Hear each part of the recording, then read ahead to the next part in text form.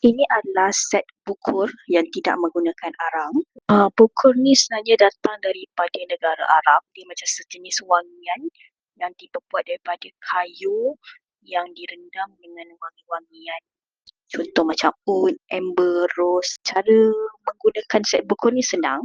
Korang kena beli dia punya bekas dan ada pewangi dia yang didatangkan dalam set macam ini dah ready pack. So, korang kalau nak bakar dia, korang perlukan torch. Hanya torch wangian tu dan biarkan asap dia tepi bersama dalam rumah korang. Hukum membakar wangian bukur ni, korang boleh cari kat Google sendiri.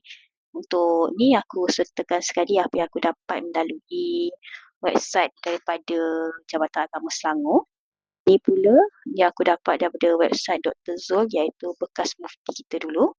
Kau kat sini dah terangkan secara terperinci lah hukum dan juga ayat-ayat yang merujuk kepada pembakaran bukur di rumah. So jangan lupa dapatkan set bukur ni untuk rumah korang.